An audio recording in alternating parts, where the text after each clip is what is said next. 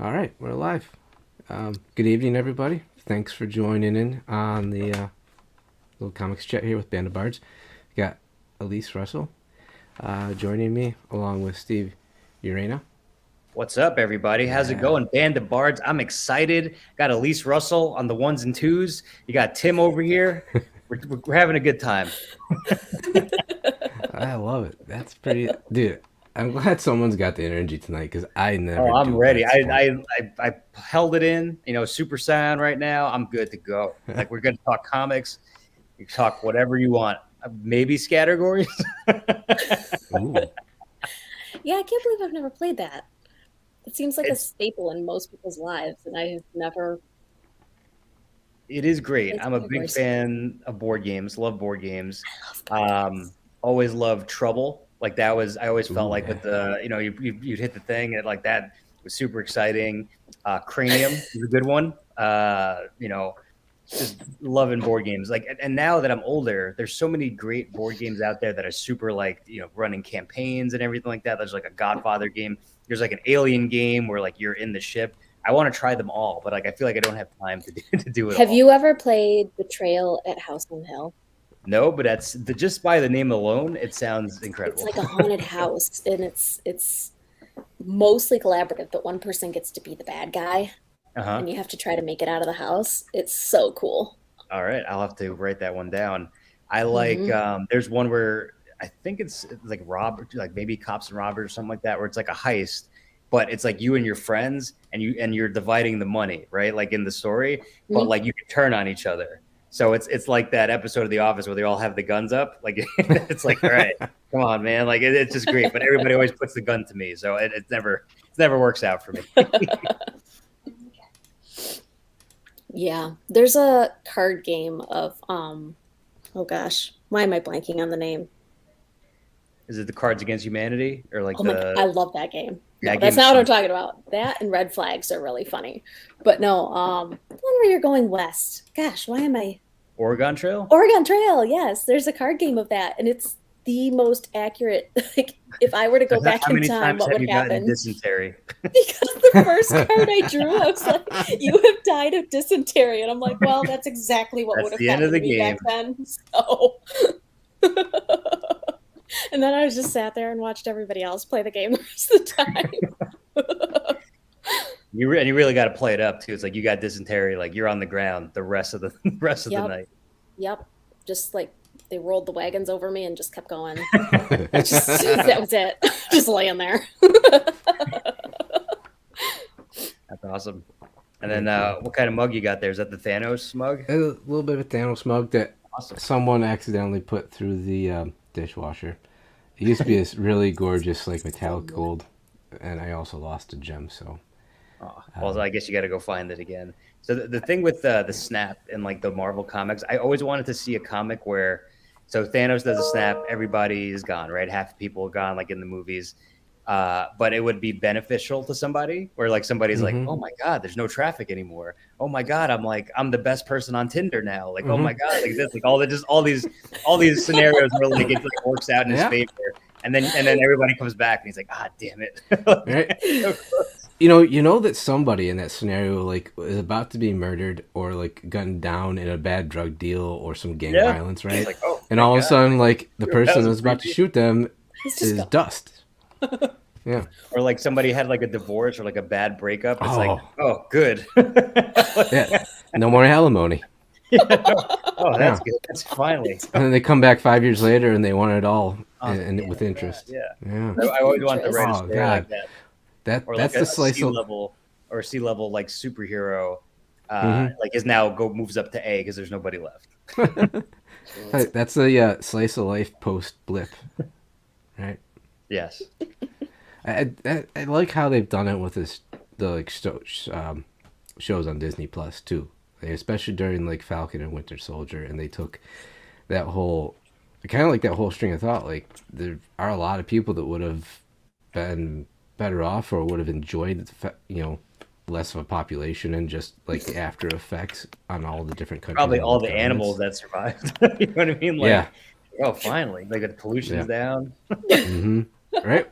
Whales back in the Hudson. Exactly. Well, Yeah. Whales can talk now. I was Nature's hoping for healing. that. Mm-hmm. I was hoping for that, like an evolution where, like, they're all of a sudden like, monkeys are just, it's like Planet of the Apes, but like, you know what I mean? Because like, They there's not should as many contact people. you to Maybe, write the next movie.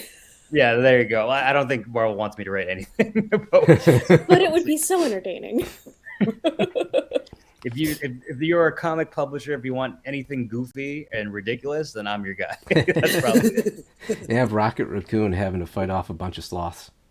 Oh, I would love that. I would absolutely love that. I mean, there's so many things with the Slowpokes that you could do like a crossover for. That would just be ridiculous. Okay, so for people who don't know you, please just tell us your elevator pitch for Slowpokes. Okay, so for those It's who don't know amazing. me, my name is Steve Urena. I am brand new to comics, brand new, like a year or two in. My first comic I ever wrote that I produced was called Slowpokes. And Slowpokes, the elevator pitch is this: what if sloths became fast and they were killing machines? They would, of course, go crazy and be murderous and It's go after fantastic. teenagers. It's I can't believe, I was telling Tim earlier, I was like, I can't believe that this is that was my first comic, and that, like, if I told my little kid self, hey, you're gonna be writing comics, it's like, oh, no Spider-Man, no Captain America, nothing like that. You'll be writing about fast killer sloths. Like that brought me to the dance. Little kid, you would have been just like, yes. Yeah, I would have been like, okay, like, all right, sure.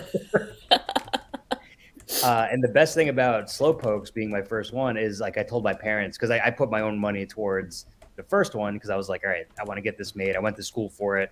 I wrote this script in the school, and then they liked it, so I got it made. And they were like, you're spending money on this? I was like, yes. They're like, what's the idea? I was like, sloths become fast and become killing machines. They're like, are you sure? I was like, yes. So if it's something that my parents are embarrassed to talk about, it's probably a good idea. Oh yeah, Uh-huh. I subscribe to that. That's your litmus test. And also during the campaign, I adopted sloths. Like, you could give money for charity to help Yeah. save the sloths Oh, in so cool. Costa Rica. So I gave money, and you could adopt like 2 sloths. So I told my parents, or I told my mom, hey mom, you're gonna be a grandma. And she's like, what? Like, whatever. And she's like, is this finally happening? And I go, yes. So these 2 baby sloths. And she's like, oh, hell with you, to hell with you.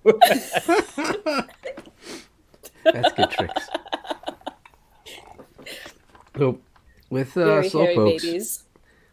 Yes, Monster and Little Sebastian are their names, and they're doing well in Costa Rica, wherever they are. How did you pick the names? I just picked. I think they had a selection, so there's like 5 or 6 Oh. slots. You give money, and the money goes Uh-huh. towards supplies and like taking care of them and things like that. So they were like, oh, you could adopt these sloths, and I was like, well, Monster's a good one for Slowpokes, and then Little Sebastian because I love Parks and Recreation.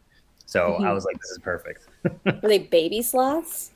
I don't know. I think they gave you pictures of them, but like clearly, they clearly probably have done this a million times, or they just name sloths the same ones.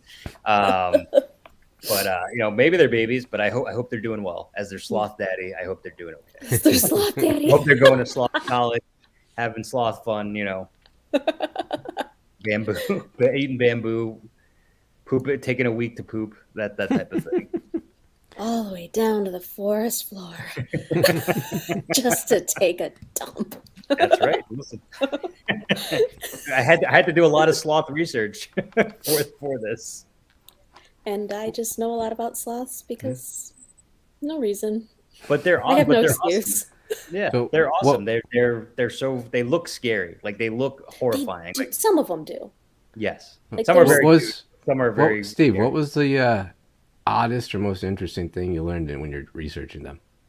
Probably the pooping thing that it took Yeah. them. It takes a sloth a week to poop, and I'm still trying to figure out how to work that into the following slow. Is that the digestion part, or is that just that they need to climb down so slowly?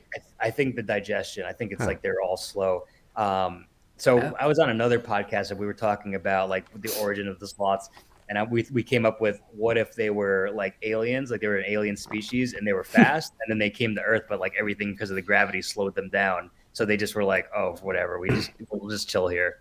You could do time travel and have giant ground sloths. Oh, I've got some ideas. I want to find those sloths. Like, and my best friend had the idea. He's like, what if those sloths came back like from the past, and like we're messing over up New York like City. Theodore Roosevelt and like Franklin, just going crazy in town square. There's so much that can be done. So I'm very excited to go further with this. And tell us about your current project that's on Kickstarter. So right now I have a Kickstarter with my co-writer Misty Graves and artist Lane Lloyd, who is extremely talented. It's called Ex-Machina, and it's basically Santa is trying to save Christmas from a robot uprising. So the story takes place in 2045. Santa is just tired of Christmas. He's been around for so long. His wife left him for the abominable snowman. And For he's just Yeti? abominable snowman, yes. And he Yeah. decides that I'm done with Christmas. I'm going to just give up the rights to Christmas, give up my likeness to like a Mark Zuckerberg type of character. And so he creates a app, you know what I mean, that measures your naughty or niceness, right? And if you're nice, you get a gifts from this corporation, and if you're naughty, like you have to try harder next year, that type of thing. So of course this app is being developed for Christmas, for launch in 2045, and the app becomes sentient and is basically Santa's sour magic, because he's so, he's such a sour, bitter person at this point. So Santa has to, it's a redemption story. Santa has to, realize who he is, realize that he can't be so sour, and he has to, save Christmas during this, from this robot uprising. So how many pages is it? 20 pages. If people like it, if this gets funded, there will be more. Hopefully it'll be a nice holiday tradition, but I just love this story so much. Like I didn't expect to write this, and to write this with a partner. This is my first time doing that. And it was somebody who was a complete stranger, and we became friends through this, which is really cool. How did you find each other? So I was on her podcast for Slowpokes, and she's like, "Oh, I love Slowpokes. It was so funny. Like we should collaborate on something." So she was an artist, so I thought maybe we could do a comic together, like she could draw it. But she's like, "No, I do draw, but I'm more of I want to try writing comics." So I was like, "All right, let's pitch some ideas. Let's figure something out."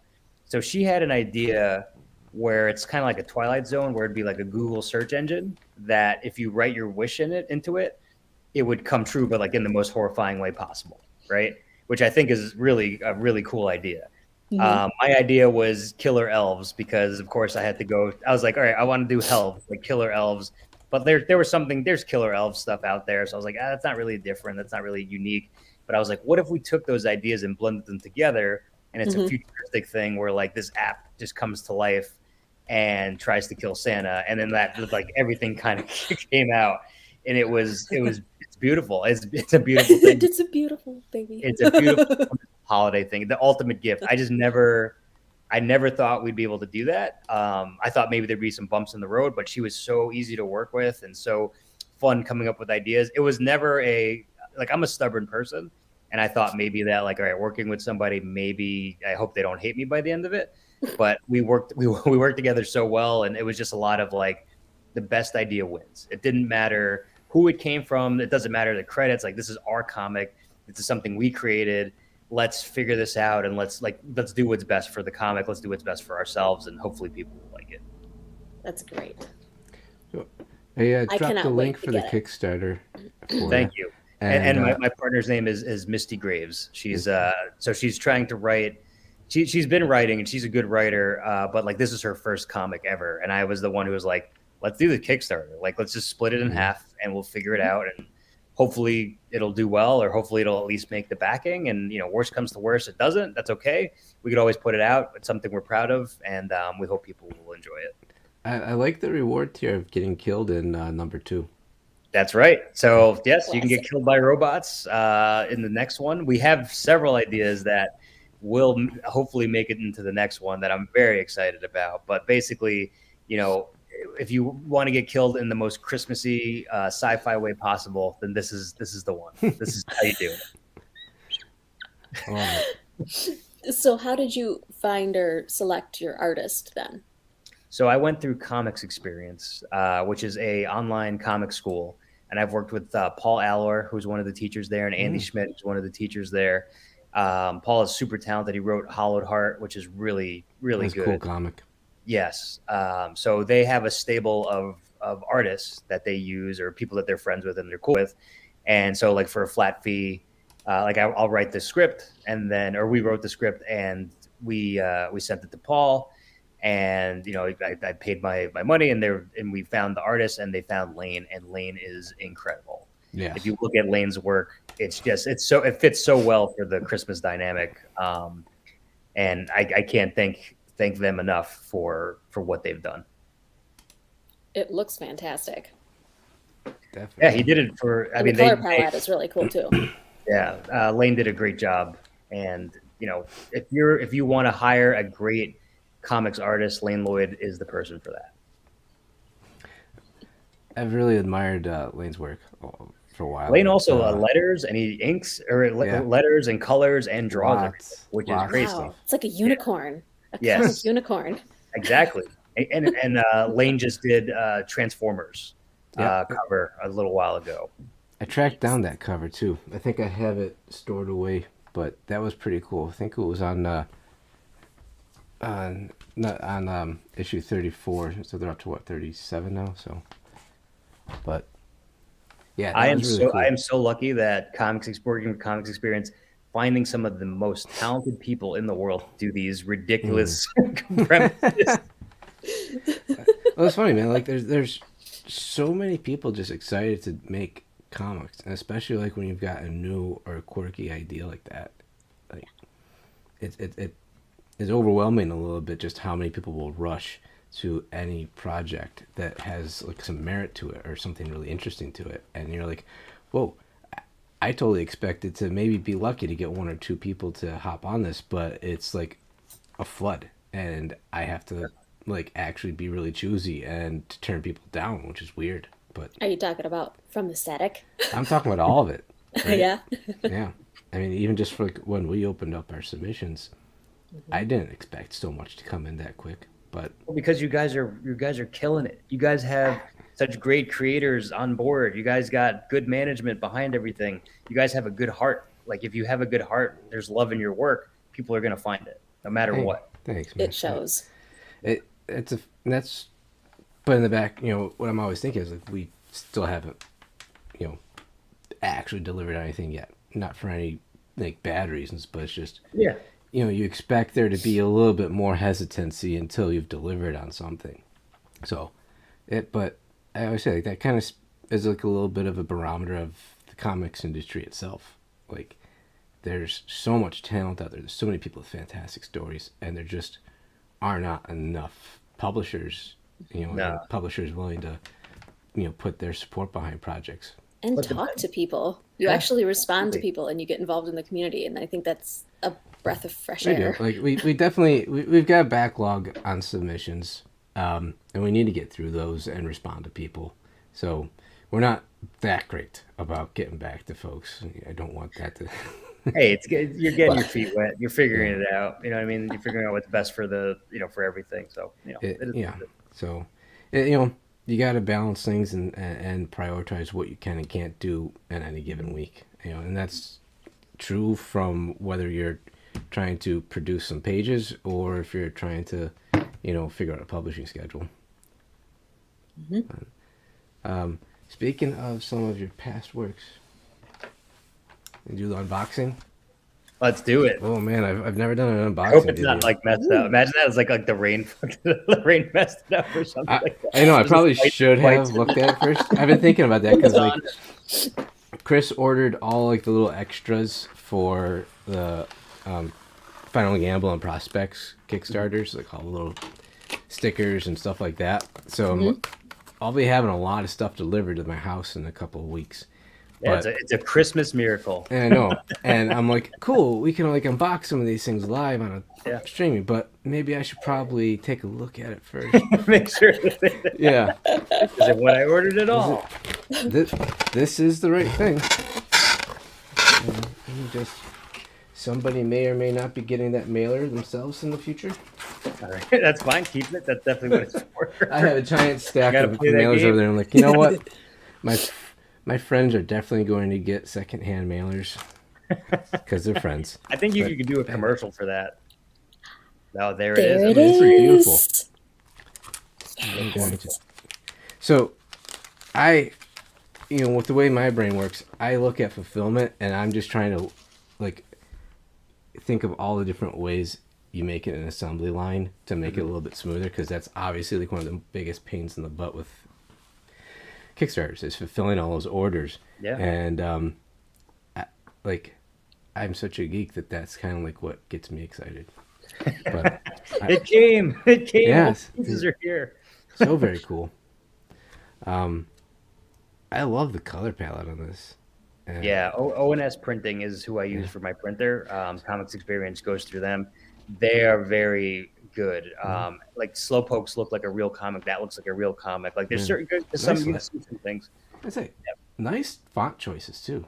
Thank you. Those are those little fine details that go into making comics, right? And that a lot of people probably overlook, but like, it adds to the feel of the book, whether you have those different lettering choices that go with the vibe and just the themes of the book, or if it's who cares? It's the inside cover. Like, who's really going to look at that? So let's just. But it does help because you have to. I feel like for me, I try to put love in everything I do, and even if there's just little touches or little things in the characters, like I want to make sure that it's a fun ride from cover to cover. But those are the marks really of like someone who we talked about last time, right? Being published isn't really what makes you a professional. The amount of care and pride that you put into every book that you make, that's what makes somebody a professional. So, very cool. And I would love if he's going through and he's like, this page is not made by a professional. It's like something I did. No, I love it. I'm trying to like make sure I'm not. All right, you want to I'm see? super jealous right now. I wish I had my copy already. It's coming. It's coming in the mail. You're the second wave, so I think you got a signed copy. If you didn't get a signed copy, it's on the way.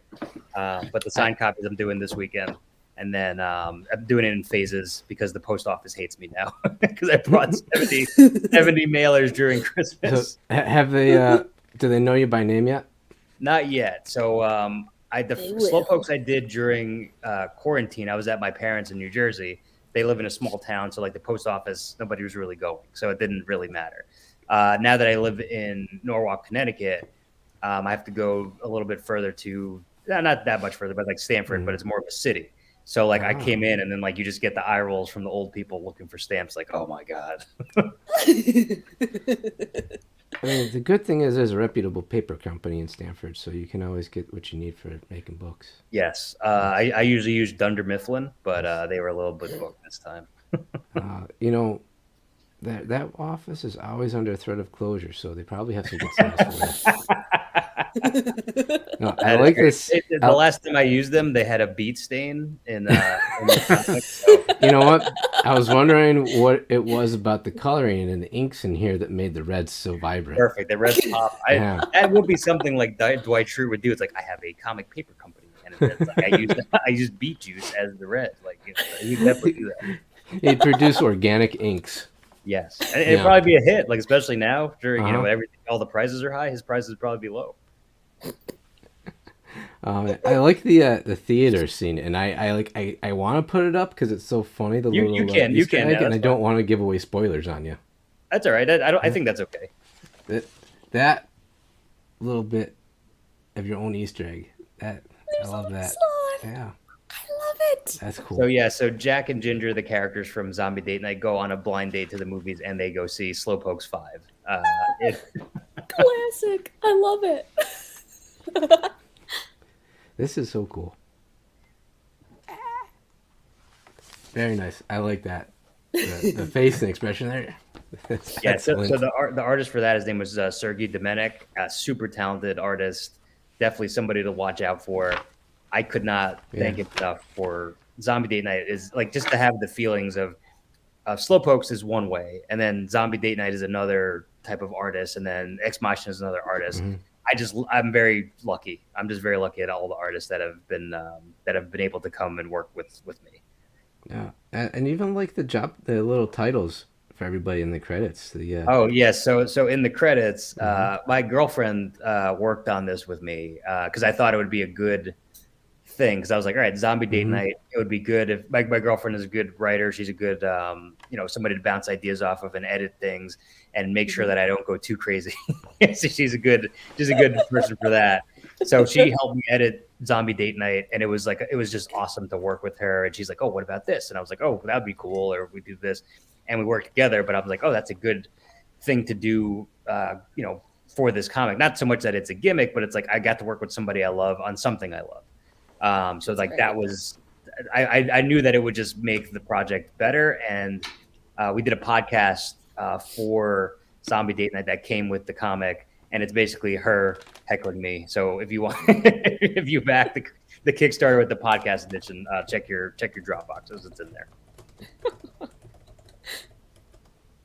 And for each campaign, I always want to make sure that there's something new to talk about, something fun to talk about. So like Ex-Machina is going to have, tons of that, just from talking about how did we create this, to like Clint Eastwood Santa, to like robots fighting people, and like people getting strangled by stockings, things like that. Love it. Who is Trivia Guy? I'm not sure, but Trivia Guy wants to know what's going on here. What's up, Trivia Guy? You got some trivia for us? Yeah. This is Band of Bards little comic chat. End of the week on Friday. I'm not going to say it's an explicit happy hour or anything like that, but here's some trivia for you. Race car spelled backwards is race car. Ooh, I like that one. That's called a palindrome. Where the letters in the beginning are the same backwards. Radar. Radar is one of them. Yes. It's a simple one, so my brain can remember that one. I like how Elyse is just spelling it out. R-A-D-A. Oh man, Santa's in this comic too. Yes, and that's completely unintentional. I didn't think that was happening until I guess I would just always have Santa on the brain. And it's funny too, because I'm not a Christmas guy. Like I became a Christmas guy writing Ex-Machina. We also, for Ex-Machina, we have a theme song as well. I saw that. Are you going to sing it now? Because I feel like you need to sing it. I don't know if I'm going to sing it. Maybe I could send it, and you. I wish I could sing. If I could, I will sing. I have no problems doing that. But here, let me see if I could send it to you. It is sung by. We also had a theme song for Slowpokes too. Oh, did you?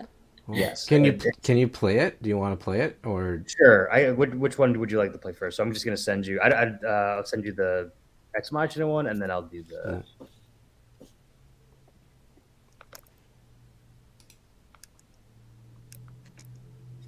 Good old Saint Steve. That's right. That's me.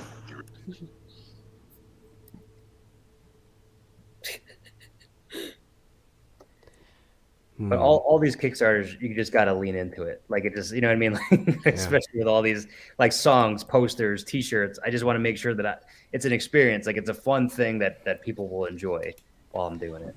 Yeah. So I'm going to figure out what happens if I click on those links. And all right, let's take a look. So this ends to be continued. What's your plan? Plan is to do Zombie Date Night 2. I'm still figuring out the story. Hopefully I'll be able to write it sometime early next year. And then hopefully for the following year, like Valentine's Day, I think would be perfect. That was the original plan, to get it done by Valentine's Day, but it just didn't work out like that. Mm-hmm. Are you going to do Zombie Date Night movies with the second one too? That was such a cool thing, and like that's how we got to meet, which is really cool. Like that's a cool thing. That was fun. Yeah, I mean, so for people who don't know, during the Zombie Date Night Kickstarter, I did a thing where anybody, whether you backed the Kickstarter or didn't, you got to watch zombie movies with me, and then I would have like members of the team come on and like watch along. So I might try to do that at some point again, probably when things kind of die down at work, but. That's definitely in the mind, and maybe do it on another night. So another night where people are more free. because I think we did Thursday nights, and some people were just doing stuff, and it was summer too, so I understand that. So I'm listening to the theme song. And is it a bop? Yeah, I am. I'm bopping here. Now, just to be sure, this is something you have the rights to? Yes. So all right. So that if I try to play it through our broadcast, I don't get slammed for some sort of you will not violation by Twitch. Play it as much as you want. Cool. I'm gonna try to figure out what I can do here. Okay. So the person who sang both songs, his name is Blake Rains, one of my best friends ever. He's worked with Universal Music. He's done all types of things. He has a studio in his house. So I was like, hey, you want to make a song for this? So for Slowpokes, we wrote the song together, and it's incredible what he did. And then for this one, for Ex-Machina, I was just like, all right, I want a futuristic Christmas type of song. He's like, okay. And I was like, just take the hook and make it like "We Want the Snow." And he's like, all right, I'll do that. Sorry, I turned into a demon just now. But yeah, it's just Blake Rains is awesome. I'm very lucky to have very good friends who are just super talented on all these projects. Know people. I love it. Well, you gotta use the strengths. So like if you have friends that are very good at certain things, like I just will do that. I'm very lucky to know a good amount of artists. So like my t-shirts are done by Vertebrae 33. Is a good friend of mine. He just did shirts for Hot Topic. He did like a Rick and Morty shirt, like a Star Wars shirt. He's done stuff for I think Slayer and like all types of things. So I was like, oh, I'm doing a comic. You want to do a shirt for it? He's like, yes. He's like, absolutely. And then when I told him it was sloths, he was like, He's like, absolutely, I want to do that. But it was funny because he was trying to draw the sloth, but at first he couldn't get the head right. But then as he was drawing it, he figured it out, and it looks awesome. The Slowpoke shirt is amazing. Cool. I think I slowly got something figured out here. Right. So the stream is still coming through my headphones, but YouTube's coming through the Mac Mini speakers. I don't know how well that's actually picking up. Picking up a little bit. Yeah. Not the greatest though. The Mac Mini is kind of neat, but I have to say the speakers are a little underwhelming on it. I like it though. This is you got your own theme songs, man. That's beautiful. It's really cool. Lots of little extras and attention to detail with your campaigns, and I love it. I just want to have fun with these. Like I know people get uptight about comics and things like that sometimes, but like for me, it's just like this is fun. This is a creative outlet. Anything could happen. Well, thank you, Cruel Joe, New York. I appreciate it all. Fucking love Slowpokes.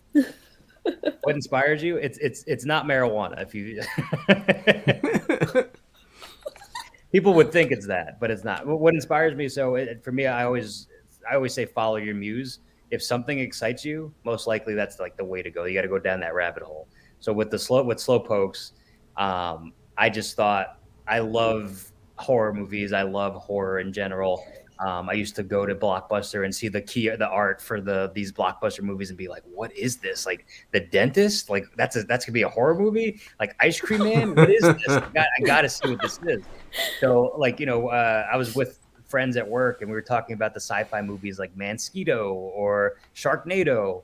And I was like, oh, what are they gonna do next? Like sloths that become fast and become killing machines, and that's where it came from. Like it just was like, huh. Yeah, I was like, huh. And then when I took comic classes, I was like, oh, this would be a fun comic to make because it's just for me. It's just for my amusement. And then they liked it, and then I was like, oh, well, I think I might have something here. Might as well give it a shot. So, what kind of classes did you take? Was that what Comics Experience offers, or was it something else? Yes, Comics Experience offers classes for people who want. Sorry, my cat is about to join us. Kitty! Hi, Kitty. Oh my goodness. He looks like a distinguished gentleman. He's a distinguished gentleman. He's been around for a while. Oh my goodness. He's a good boy. He needs a monocle. He does. And a top hat. But Comics Experience, if you want to get into comics, that's a good place to start because they have classes for writing, for art, for any type of, even project management if you want to do that. Yeah. And it's on your own. I've definitely looked through a bunch of their stuff. for me, I grew up in New Jersey, so like the Kubert School was nearby, and I always thought about going there, but it was only for art, and like I can't draw for shit. Like I can't draw at all. Like I thought about doing a comic where it's just like the stick figures, and that's like it's a family of stick figures, and it would be me drawing it. That's what I always thought would be funny, but I cannot draw. I can't even draw stick figures. So like writing. Yeah, maybe one day it'll come out. I want to do an anthology of just like ideas that like clearly can't be, I mean, like bad ideas, and just make an anthology series of it. Bad idea anthology. Yeah. I like it. No, the artwork that I'm capable of is this kind of stuff that you contain to the inside of a porta potty. Yeah. I actually think that's a good style though, because if you did a comic where it's just porta potty like graffiti, that you could tell a story that way. Like I think that'd be fun. There's one particular theme that you kind of see universal through all the inside of those. So I don't know how much of a story that's going to tell. It's a little phallic, but it's a little bit of an origin story. A little bit of an orgy story. I definitely heard orgy. Origin. Oh, origin story. Okay. Yeah. But yes, follow your muse. You want to try comics, do it. You know what I mean? Like there's plenty of places to go. Comics Experience is the right place for that. Yeah. Gail Simone's school is really good too. I've heard good things about her school as well. Robin Singer, who did Final Gamble, she went through that, and all the people that I've run into who've gone through the Gail school, like phenomenal. Brent Fisher, I think, went through it as well. And whenever I read a script from Brent, it blows me away what they can put into a page, like how dense the story can be, with regardless of if it's like 6 pages, 10 pages, 24 pages. Brent just packs a story in there that blows you away. There's so much talent out there. I mean, Elyse, one of them, super talented. I think so. It's crazy. Like that's why the anthologies. Like I feel like I maybe I'm good enough, maybe I'm not, but I feel like in my head I'm like, there's so many people that are so good that like I feel like I need to learn first, or I need to like kind of get some comics out before I start doing anthologies, because just the pressure. I would say pay you for that plug. $8 million. They funded. They fund their whole school through Slowpokes. No, I'm only kidding. But like 3 free hours of class. But I always put them over because they help me make my dreams come true. Like I never in a million years thought I'd be able to do this. And with especially with comics, I just feel like it's so hard. Like there's no like set path. You know what I mean? There's no like you go to school for this or whatever. It's hard. It's hard to find out, what you can do in comics and writing and taking classes and figuring it out and being in a place where there is no comic schools like that you can physically go to. And I'm an older guy. I can't go to college anymore. It's not like that. I had to do online courses. That's when I could do it. So Comic Experience was very, it was easy for me to do that. But I mean, those other schools sound awesome. And I'm still learning. I just took a class with Mark Wade, which was pretty cool. Oh, very cool. So just trying to get better and trying to broaden my horizons, because like I love the sloths, I love the zombies, I love Christmas, Christmas robots. But at some point, I would love to try other genres or other forms of writing or other styles of writing, where yes, there will be goofy and funny stuff in there, but like maybe some more serious in tone. Yeah. It's always good too to hear some feedback from folks who have gone through these schools, because you see them and there's always a little bit of hesitation of like whether or not I should try that. Is it worth it? And it's good to be able to get on and talk with someone who's going after your dreams is always worth it. It's always scary. It's incredibly scary. I'm scared every day of doing this stuff. Like, oh, maybe I'll piss off the wrong person. Maybe I won't. Maybe this one won't be good enough. That type of thing. But the fear is always the worst of it. You never know what you can do until you do it. And you never know how comfortable you are until you're uncomfortable. So like that helps a lot, because if you're thrown into the pool, that's how you learn to swim. Absolutely. I can't swim. Maybe not. Or you can't swim in places. Like literally, I can't swim. Well, it's like the oh gosh, what is it? Not Catch Me If You Can, where he's always telling the little story about the mouse that fell into the bucket of cream and just Yes. kept trying to swim until they Is turned it that into butter. Elyse? There was Elyse swimming in a bit of cream. Bucket of That, cream. and you know what? That's like That's every me in the comics comics creator. world. Yeah, you just have to keep plugging away at it, and and it's kind of like a neat thing though about this community is that as long as you're not a dick and you just keep trying, like people are gonna welcome you and help you out, and Yeah. you will get there. It may come quickly, it may come over many years, but like just don't be a dick and keep trying. My first year in comics, like I cannot believe the kindness of people Yeah. who are absolute pros, and that got slowpokes, read through it, told me I like this, but try this, or like this is good, but like maybe we try this. Kevin Cuff, Bob France, Yeah, good yeah. people. They reached out to me. They're like, we're doing Goofy Comics too. Like, we love that you're doing this. Keep going. And There's like that is nothing so goofy about positive. Metal Shark, bro. Metal Shark Bros is great. Tad Galusha, who is an artist out in Alaska, great guy. He did some Teenage Mutant Ninja Turtle stuff. He put me on his podcast, and it's like, this idea was fucking crazy, and I wanted to have you on because I wanted to know you. And we found out that we lived in the same town for a very short amount of time, which is that's crazy cool. too. So it's just like, sometimes things find you. Sometimes things, like, I think if you put out positive energy to the universe, it'll come right back to you. Right on. When you need it. Not always, not always when you want it. When Eventually it does. you need it. Yeah. Yeah. Like I said, like that all goes out there to just you want to be known for a good person in this because as big as comics can seem, it's also kind of a small community because we all do talk to each other and word gets around fast. So like, I said, you just every day you gotta go out there and make sure you're doing the right thing and being a good person. For me, I want this to be based on positivity Mm-hmm. because I think there's so much negativity out in the world right now, and it's just like, hey, listen, Particularly right now. yeah, like for me in terms of comics, like, listen, if Marvel or DC or publisher wants to get a hold of me, great, that's awesome, I'm happy to listen. But I love writing stories that I'm like, that I can put out myself. I get to bag and board all this stuff. I get to have a connection with people who are reading this. I get to have a connection with people within the community. That's beautiful. Like, I don't need anything else other than that. Like, I don't, when this stops becoming fun, then I don't want to do it. Like, this is fun because I can create fast killer sloths. I could create zombies, a grandma fighting zombies with a chancleta. Like, I can't, like, you got the things that entertain me. Somebody out there is going to like it. Like Santa fighting robots. There's got to be somebody out there who's like, I need to see this. Where does this go?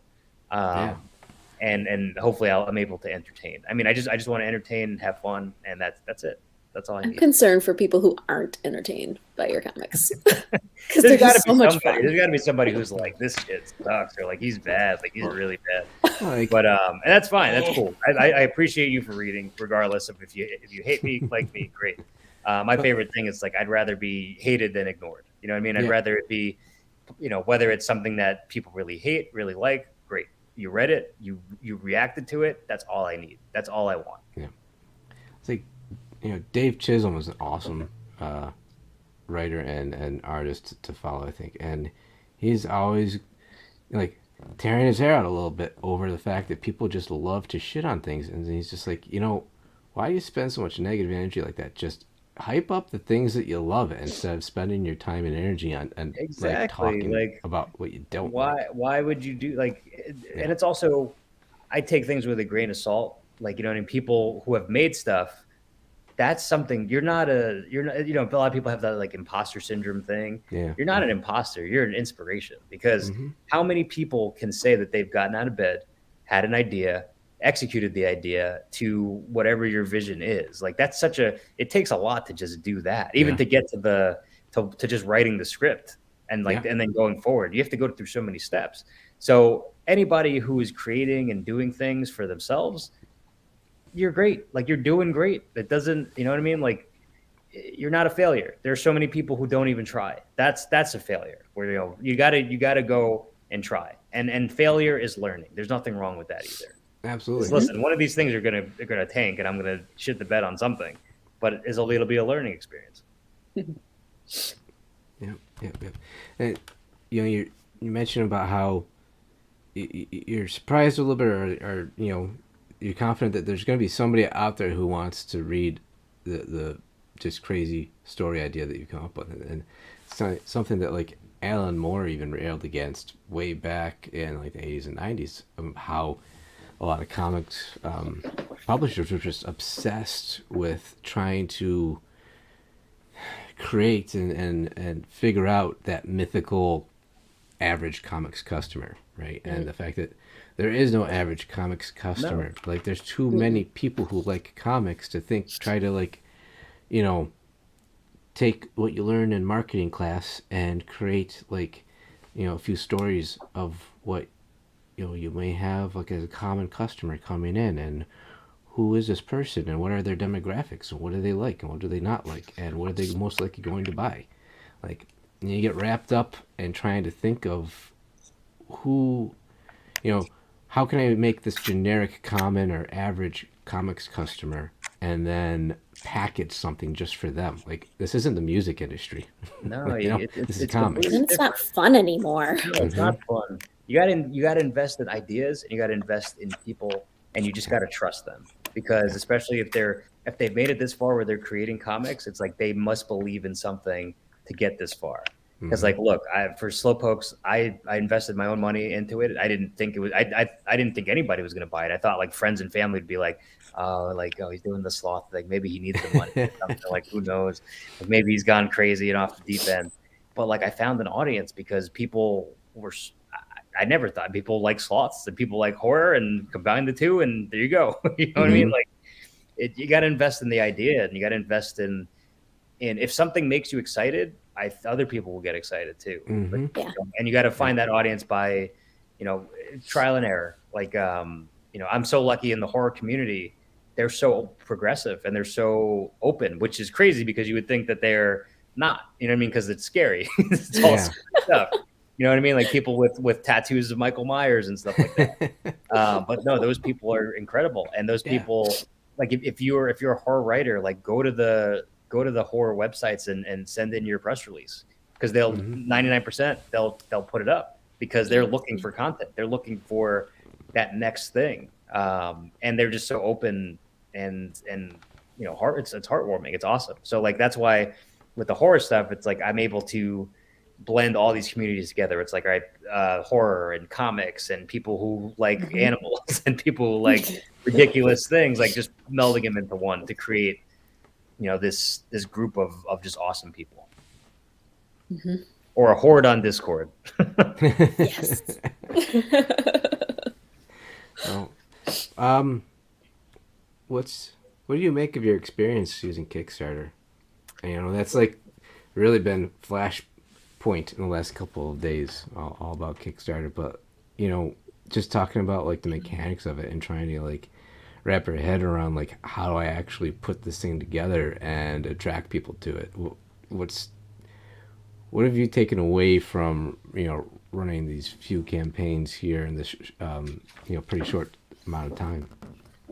For me, it's just creating an experience, creating fun, because with the tiers and everything like that, I always do like, what would I get? Because like if I was buying a comic and they had a theme song, I'd be like, that's crazy. I got to hear what this is. Or they have a shirt, like that's awesome. Or I can get killed by a sloth, like that's something I would want. And that's something I'm going to be able to do in the next Slowpokes, which is awesome. But yeah, just do what you want to do. Don't worry about what other people think. If it's something that you believe in and something you're happy with, try it. What's the worst that could happen? I will say this: look up the shipping before, because the first Slowpokes, I had no idea and I just guessed because I'm an idiot. Like I guessed because I think that's why my campaign was so successful, because my prices were so low, because I was like, comics are like $3. Like, I hadn't done that. So I didn't look, and I was stupid.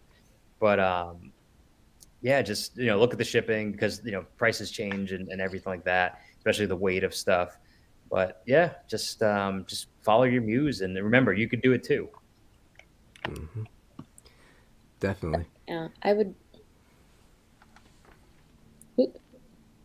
What? Are you seeing the chat? What is this? Yeah, I'm not showing that. That's kind of strange. Um, I was gonna say something, but that derailed me a little bit. Oh, I Uh, think it's Time out. I'm terrified. I would be terrified to um run my own Kickstarter. So that's amazing that that So you here's the thing: organized all you're of that. talented as fuck. Like if you had a I Kickstarter, can't do math. uh, Like I can't do math at all. I think people would like. I think if you put it out, I think people would believe in it. I would definitely promote it happily to do that. I'm happy to talk to you about like, oh, maybe we can do this. I just keep, and also start small. Like keep it small, where it's like, hey, listen, Mhm. it's more about how many orders do I need. You know, what I mean? I'm not going to print out 600 or anything like that until I know how many that people want. Yeah. So like Yeah. Slowpokes did, 300. So I was like, all right, I'll order 400. And then if I have 100 left, that's okay. I could sell that. I could figure that out, or I'll keep them. Yeah. No problem. Yeah. So as long as you keep it small, it won't be too bad. Yeah. Yeah. And I'm happy to send you the pricing things of like what I've been what I've been using. I'm very lucky. Misty Graves, my partner for Ex-Machina, she's good at math, so she made a spreadsheet. It's And like I feel bad because invaluable. I definitely gave her anxiety because I was like, oh, whatever, we'll figure it out. It'll all work itself out. And she's like, no, we need to do this to figure it out. we need to figure it out. I can't just go off of like I mean I with shipping and stuff like that, but I'm very lucky for her to help me do that because now with each Kickstarter I get better at it, and it's like right now I'm like not Mhm. killing myself. Luckily, I've been able to make the money. Sami Date and I broke even, which is good. So hopefully that will continue, or else I'll be out of comics. I'll be like, we'll write for food. That's the crazy thing, right? Is that so many people are making these amazing comics, and it's just not. It's so hard for that to be what you just do, and it has to be kind Yeah. of like, Yeah. It's like I a don't thing. want to just say it's a hobby as a degrading term, but like in a way like that is some people's hobby. They can just Yeah, do this at their leisure. Other people just try to like burn the midnight oil because they Mhm. really want to make a lot of comics, but they yeah. also have bills to pay. But And you also have to understand too. It's like it's not about quantity; it's quality. So like if you mm, put out something, if you put out one or two great books per year, like people are going to remember that rather yeah, than 800 comics that are like they were just okay. yeah, Like Yeah. yeah. it's all about substance and just kind of picking your spots. Like it's also timing too. Like Slowpokes, I was going to have it out earlier, but then the pandemic hit and things kind of got pushed back, Hmm. and it came out during Halloween. And I'm like, why didn't I even think of that? I'm so stupid. I'm so stupid. And it worked because like Halloween is Yeah. perfect. So if your comic is themed out, with a holiday or a time or something like that, like definitely do that. I feel like that helps a lot with your pitches. Big time. Mhm. Yeah. Like You Christmas comics, like right. holiday. Yep.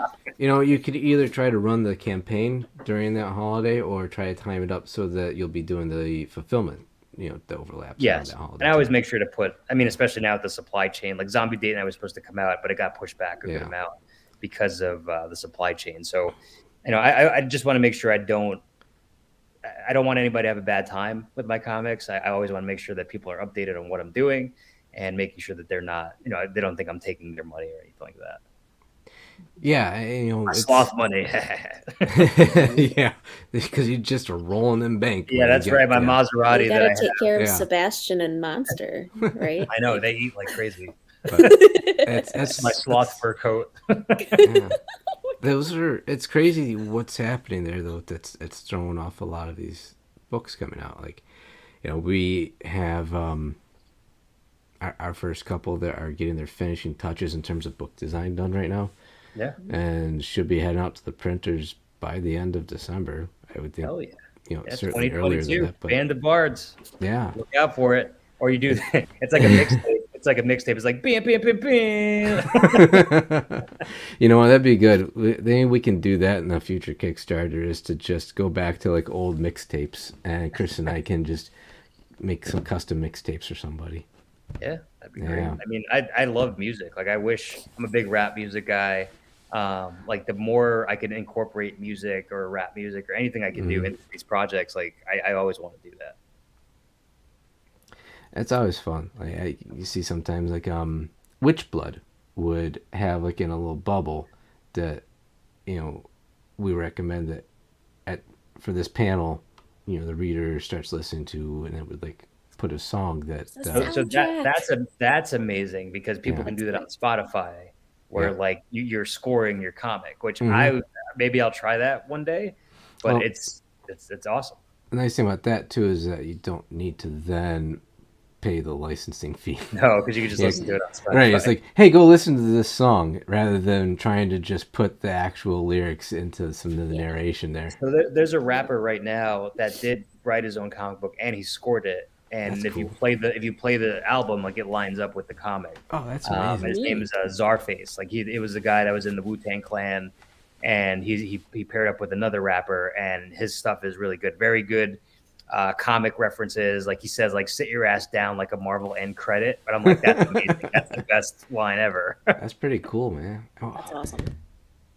Man, I use music for everything. I have a playlist for everything that I write. I listen to really weird music though, so I don't know that I would share the playlist. I want to know what you listen to now. An odd mix of like classical and Viking music and Celtic stuff and a cappella and just like really random. So that's where I would pitch you on that idea. A Viking a cappella group. Mm-hmm. And they're trying to make it through what's that thing? The Eurovision?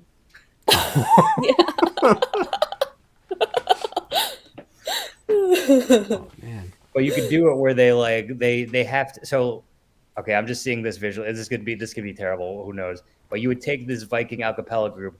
They would have to sing good enough to conjure up a like Viking god, right? And then it fights other teams. So like you know what I mean? Like their music would make like a Godzilla creature or something come out, like a Norse mythology thing. Look at him just dropping this on the fly. I love it. I know.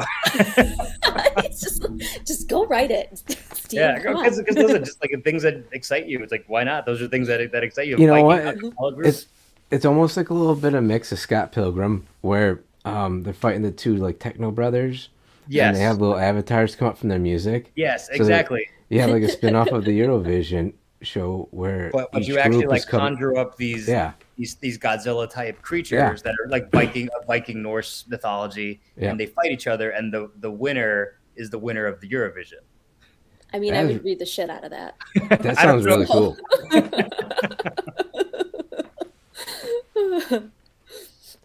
And then you could do a Spotify, and then I would have to tell my friend Blake to do a song for it. Like, all right, like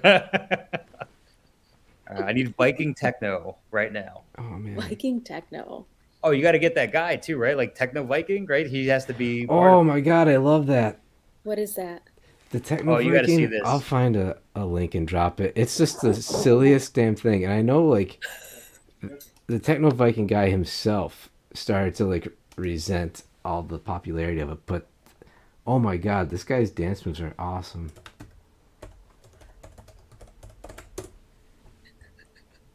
Fuck yeah. Oh yeah, I hear it in my in my headphones.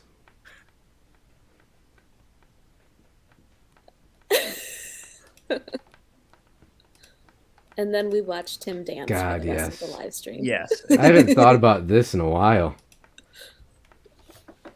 Did you put up a link? Are you going to? There it is. There it is. Okay. Oh yeah. There's a long lead up on this one. Oh, this is a 4-minute long one. So Techno Viking appears at like the 40-second mark. Okay. I'll have to check. Where's he coming? Where's he coming? Oh, there he is. So he's a dancer then? Yeah. This is some like dancer slash. I think a music festival in Germany or something like that. Yeah, it was just a guy who's like really excited, but he, people were like, "This guy's awesome."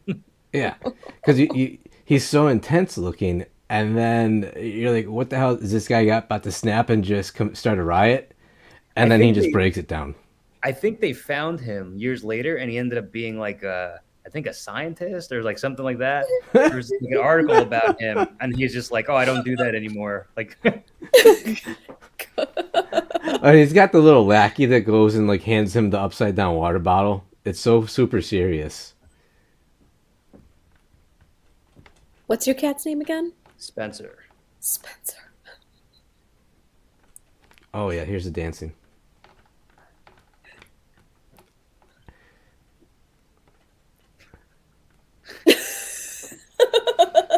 I So the best thing with Elyse is I get to send her videos because she's like, "Oh, could you send me this? Could you send me something?" Yeah, Steve was so nice. I was so sick earlier this year, and I was just like, I need something to distract me. And then Steve was just sending me like these ridiculous videos of how do you find this shit? It's awesome. That's basically my brain. It's a stream of consciousness of like ridiculous things. Oh, I can't. So after the show's over, I'm going to tell you guys the premise for my comic coming out next year, and it is ridiculous, and I can't wait to hear your reaction to it. Yes. Ooh. But that Viking thing, I think there might be something to that. I think there's a lot to work with on that. Yeah. I like the visual aspect wise, that could be a lot of fun. And you could do the art where it looks very like Norseman god type of thing. And the fact that they look so tough, but they're just like an a cappella group. Like that makes me laugh more. The tougher they look, the better singer they are. Like they're so gung ho about winning this thing. I mean, maybe you could even throw in a thing where it's like if they lose, the losing team has to sacrifice one of its members. Oh my god. They're gonna like draw straws, or do they know beforehand? Maybe they know before, or maybe whoever the weakest singer. I say maybe their avatar after the avatar loses turns to the band and like just looks down at the one who sucked singing. And like that. That's the person. They take it back to them to Valhalla or wherever. Yes, to take their soul, and then just gets sucked right out of their body, and it disappears. I think we're onto something here. I think there's something. I think so too. I tell you Is there any way to do like a play on the title so it's like Valhalla, but like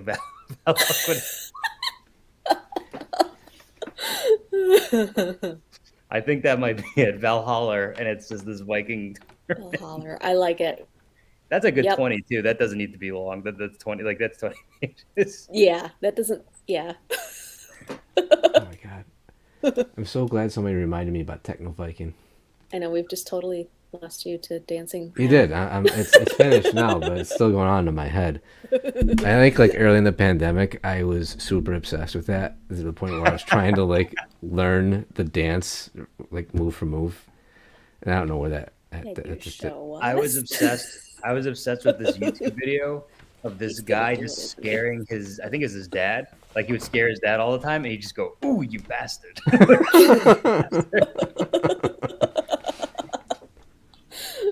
Oh, that's funny. Yeah. No, wheels are turning now about this Eurovision spoof. Valhalla. Yeah. Valhalla. That's it. You know, it's 2023. Well, that'd be cool because like you can make it like a fairly sizable book, right? And do like season 1, season 2, season 3, and there could be long periods between when they're actually like published. The Squid Game of yeah. And it's like, oh, it's crazy. It's underground. Squid Game meets Barbershop Quartet. Meets American Idol. Oh my gosh. Oh, if they had judges too, and the judges are like Odin, Thor, like people, whoever that could be. And Techno Viking. I hope Loki's not on the panel. Techno Viking will be the third judge. Yes. And it's like, is it thumbs up or thumbs down? Oh my gosh. I love it.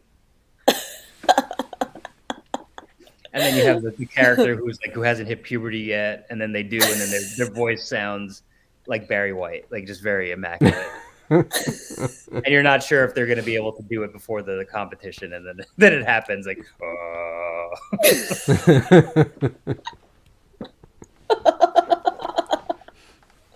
Oh my god, I love your brain. You're the only one. I don't think so. I think that's what you should do on your show, where it's so we were talking about Mad Libs before, but it's like take these and find a story and like figure out what the plot of it. It could be the most ridiculous thing Challenge ever. people to write a comic on the spot. Yeah, Ooh. Make a pitch on the spot. That's like yeah. my Just stupid shit but pitches based I've on been doing on the but based on like a Random Cards category, Discord. or like somebody has to say like, all right, you have to use this, like kind of like improv, where it's like, the comic has to be from this. I think that'd be so much fun. That's just because you would rock at it. Well, The rest of us would be like, that's all interesting though, hypothetical. right? Because like some people have that ability to just spontaneously come up with stuff, and other people have like a super methodical way that they go about creating their plots and their outlines and then the script and all that. Mhm. I enjoy getting to talk to people and just kind of pick their brain about the way they go about it themselves, like what works for them. And it always blows me away how much variation anybody has, and again, and whether they go through like super detailed kinds of outlines and scripting process, or they do a lot of like very detailed thumbnails before they move on to doing the pencils and inks, or if it's just kind of like a manic energy where the idea kind of pops in their head You and mean it just me? ran. Yeah, I love it. and then we get to Yeah, Steve's ridiculous. category. But like it just goes to show you there's no silver bullet when it comes to creating comics. Like it's whatever process works for you, Absolutely. and It's you can create yeah. something that's just mind-blowingly good. I think starting with slow pokes was a good thing for me because it's like the bar is so low. Like I can go high, I could go low. You know what I mean? Like there's no like Alan Moore. I feel like he's pigeonholed to being so incredible that like you can't you there's a standard. You know what I mean? Now that the standard is slow poke, like that's the standard. Like okay, but if you get more out of it later, then like my stock will just rise instead of like you know what I mean? Like it's so low. The bar is so low. And you know that is Well, It can kind only of like get an higher advantage, from though, here, right? hopefully. And you're starting off without any kind of expectations or anybody like Exactly, yeah. thinking that like, oh, you need to be doing this or you should He's be not a up at this. genius. Like he's Yeah. not smart. This will just be very Yeah. and then be like, oh, okay, this was pleasantly surprising. But even then, if you do like regress and take a step back, like I mean, it's fine. I'll be like, oh, Yeah. that's what I wanted to do. right, I'll like still- well, that's just like okay, it's still someone kind of new to whatever they're doing, and you learn through some of those mistakes. Like I said, like failure. The only like really bad failure is just not trying. Yeah. Like you're going to fail at some things just by like out of so many different factors. And a lot of them are out of your control, and some of them are just because you need some experience of learning things because you're not going. It's impossible to know everything No, ahead of time. don't. You can't like game plan something so meticulously that like you're not going to trip up somewhere. But also the fun, like think of your biggest hero in sports or in life or in writing, whatever that is. They fucked up big time. Like they've all fucked up. They've Yeah. all fucked up, and it makes for a better story because if there was somebody who's just perfect all the time, who just did everything, whatever, Boring. it'd be so boring. Like it'd be boring. You need those mortifying moments in your life. Mortifying moment. You need to. The Listen, I'll tell you Yeah. one. When I was a kid, I was chubby, and so my parents made me do swim class to lose the weight. You know what I mean? Because I was getting chubby, so they did that. I didn't pay attention. I wasn't a good swimmer, and so one day, like I thought it was my race. It was not, and I jumped in the water and I jumped on some girl. So like, cost her the race, possibly cost her whole swimming career. That's still to be debated. But but now it makes for a good story, and it also taught me I got to pay attention and not be a competitive swimmer.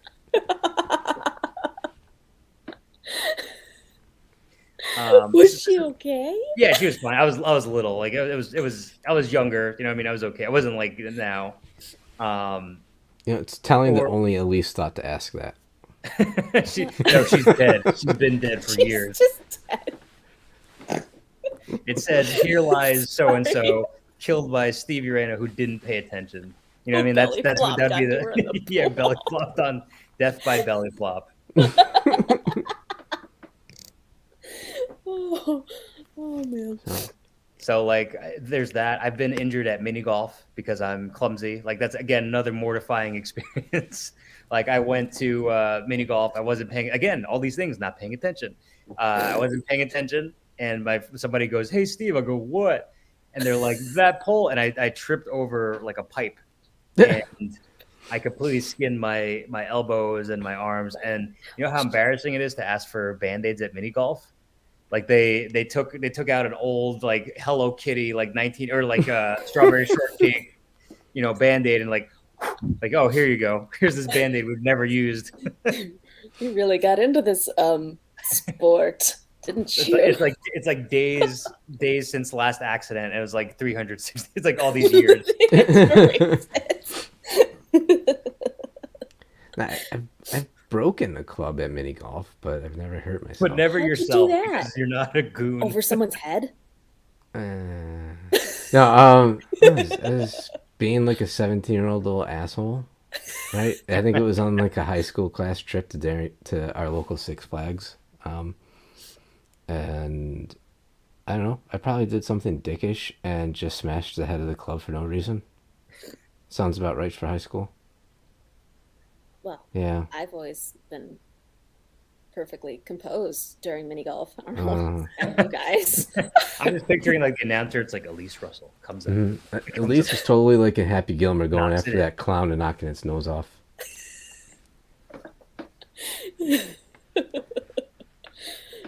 I'm trying to think of embarrassing things. I fell up 2 flights of stairs in front of my crush in high school. You fell up and then you kept going up? Like, yeah, just like boom, boom, boom, boom, boom, boom, boom, all the way up, and then up the next flight of stairs, and he was behind me. I was just like, please never look at me again. But those are the moments that are like, you know, you look back on them, you're like, that's funny. Like, it is what it is. Like, It is now. It is now. Listen, my last name is Urena. You say a thing. I've lived my whole life mortified. I don't get embarrassed as easily anymore. I just like embarrass myself so much through life that like whatever. I once burned my hand, got like really badly burned my hands because of being an idiot. So my mom took out the oven thing, like you know what I'm talking about, like the oven tray, and she put it by the door. Yeah. And I was walking towards the door and I knocked over my foot. I didn't feel it that it was hot. You know what I mean? And I picked it up and went shh, like it scorched my hand. My mom's like, "You touched it with your foot. Like what? You didn't think it was hot?" I burned the top of my foot once at this restaurant in Korea, and you know, mostly because I was, you know, an American who can't like sit cross-legged or anything. So I'm down there, and it's at the low table and it has one of those like inset grills right into it. No. And I was like getting sore with my, you know, my knees have always caused me trouble, and I was like, I gotta stretch, and I tried to just stretch up my legs, and I just ran the top of my foot along the other side of the like inset grill. I was like, so yeah. I've always wanted to write that. Like if I ever wrote a Final Destination, I've always wanted to have like a hibachi death. Oh God, that's funny. You know, I didn't feel as bad though, because like as soon as I did it, the ajumma, the older Korean lady, like came running out with this like little bottle of oil or something. That I feel like it's happened before. She's right. But like we were in a part of Dongjuan was a little town outside of like where I was at, and we were in a spot that was like well enough away from the American base where I was like there was no English speaking, right? It was all just Korean. Mm-hmm. And so she's like, and she like rubbed it on my foot and stuff, and it was like so nice. Like I'm like, oh, thank you. I'm waiting for this like meet cute, and it's like, now we're married. I know, right? I was like, what do I need to do now? And like I'm trying to think of like, you know, I'm just like kamsahamnida, and like just fumbling with like the little bit of Korean I did pick up, which that person probably tells the same story. Like she's telling the story right now. It's like, oh, this guy came into my restaurant and burned the shit out of his foot. Like, I had to rub oil on it. The one time, one of these stupid American soldiers came down here and they hurt themselves. Never again. But those are the stories. Like those are the stories that are amazing, and those are the things that help you get to where you need to do. They're character building exercises, I like to say. I've Builds never hurt character. myself at a restaurant again. See, there you go. It's a learning experience. It's always just hyper aware in restaurants now. Yes. I know. Be careful of the hibachi death, though. I'm gonna watch out for those flying knives now. We went to hibachi once, and the guy like lost control of the scrambled eggs, and they just like flew all over my husband. Oh We got man. another It one. landed in We his got another soup. one. We got a code red. Like, how do you lose control of your Jeez. eggs like that, man? You have the guy building the little onion volcano, and somebody swipes out the cooking oil with like a little thing filled with gasoline, and just there you go. So that's a comic I Go wanted your to work eyebrows. on too. I want to do a food based comic where it's a hibachi chef, like maybe a Hispanic hibachi chef, trying to infiltrate like the way you do it and create that last trick. Because there's only 3 tricks in hibachi, where it's like the volcano, the And like like you catching know the what I mean, things like in their hat. yeah, like put it in the egg hat and then throw it in Yeah. there. Yeah. Like I want Balancing the egg. exactly. Yeah. I want to do a comic where it's like somebody trying to infiltrate that to like it's like I can be a hibachi chef. Like you just watch me. You know what I mean? Like that. There's a secret society of hibachi Secret chefs. society, and then they invent that 4th trick that's like goes on in hibachi history. Do you have a list of comic Prophecy ideas was that you foretold. Yes, notebook I is have. full of? I just have a notebook in my phone, and it just has thoughts and things that I've. Here, let's see if I can find it. Yeah. I bet that is golden to read through. Sometimes it's golden. Sometimes it's like, what did I mean by what did I mean by any of this? You Same confuse thing. yourself. Let's see if I can find it. It's here somewhere. No, that's your ideal notebook. Huh? Yeah, I do the same thing, and it's just tab to hell. I have to have a physical notebook Yeah. too. Mine's right here. It's, Yeah, it's like water I damage. am definitely pen and paper kind of guy. Ooh. Right there. So there, and it's funny. This is old. Like this is from, I think like 2016, and keeps going. But it says Santa Origins. So that's Ooh. that's probably always been in my head, and that's perfect for Ex-Machina. I want to do like so before comics. I'd taken classes for short story and things like that in college. So I always figured I was like maybe I could write short stories. I just wasn't sure. But I always wanted to write a short story where it was a couple on a game show and they lost, and they have the argument of why they lost in the car. Because I always thought that would be so fucking funny. I'm just like, if you're on Wheel of Fortune, or like, one of those things where you need, it's like, God damn it, Marie, you knew the answer to this question. Do you want to do the Mad Libs? My life is a Mad Lib. Yeah. I don't know if you had one handy or not. All right, let's see. Elyse. Me? Did you have one? No. Or did you just have... You Okay. did. I can look one up. All right. If you want to look one up and just drop the link in the chat, I will be right back. All Because I right. drank too much tea. Sounds good.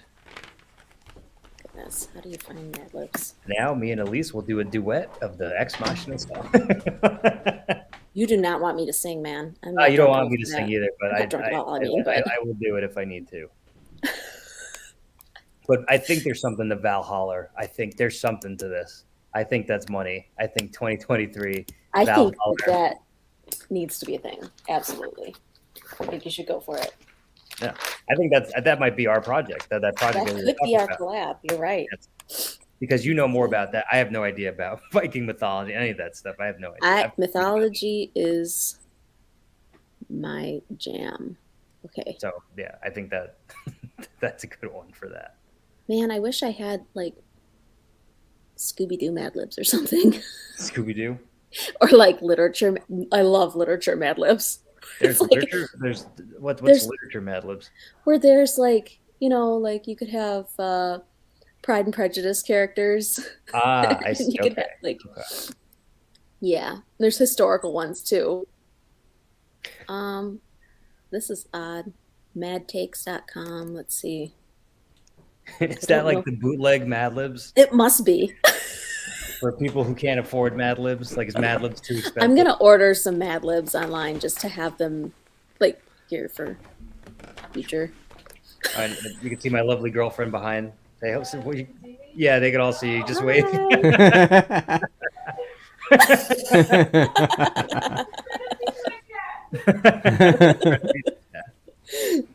She does have a comics credit. She does have a comics credit. This is the chief Horde Queen editor. So if you want to ask her anything, now's the time. She's hiding behind the fridge. No, it's not the time.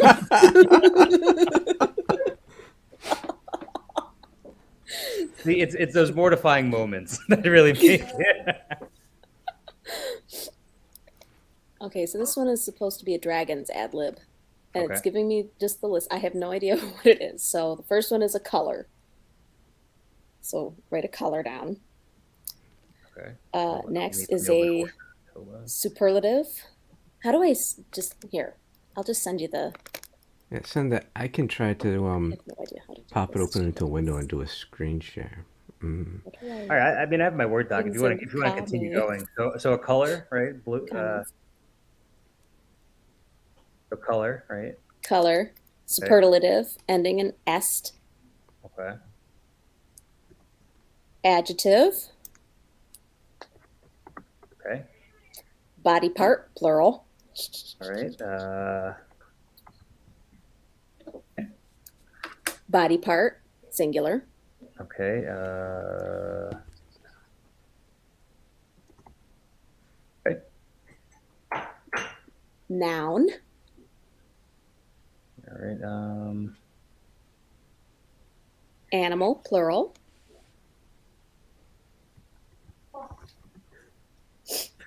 And then adjective, adjective, adjective.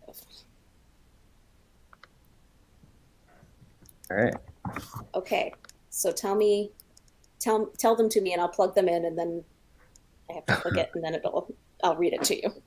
All right. Hold on. I could send it to you, right, through the private chat. Okay, sure. Let's do that.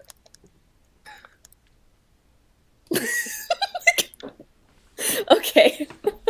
Ooh. Okay. Guys, talk about something else while I plug this shit in. Mm. God damn it, Steve. That'll be my autobiography title. God damn it, Steve. So, Band of Bards. So, what made you want to do that? And I know you have a partner. Were you guys friends beforehand, or did you guys meet Chris and I grew up together. He was like a year ahead of me, and we were both like part of like the little local punk scene that was in Dunkirk, which surprisingly, like in the late '90s, early aughts, for a tiny little shit-kicker town that Dunkirk was, like we had a decent little local music scene. Pretty cool.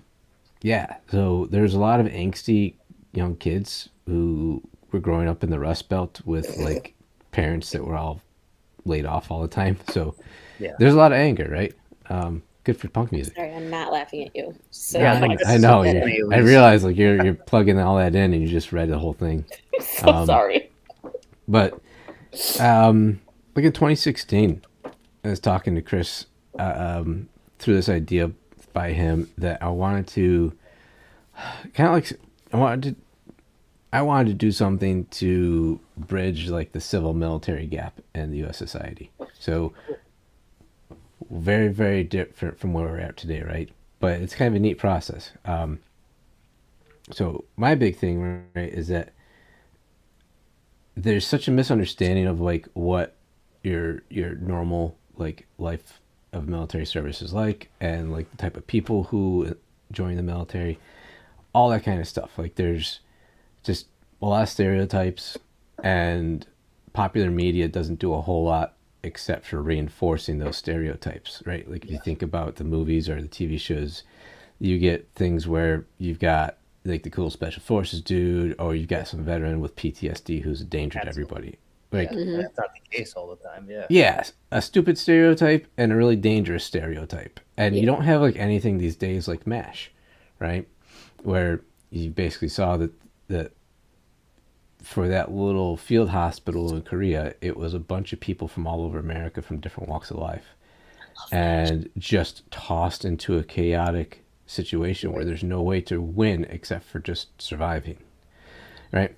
So there's nothing like really close to that these days. And as fewer and fewer people in America serve or have like a direct relative that have served, that gap grows, right? And part of that is just natural, right? Your population is going to grow much faster than you need the size of your military to grow.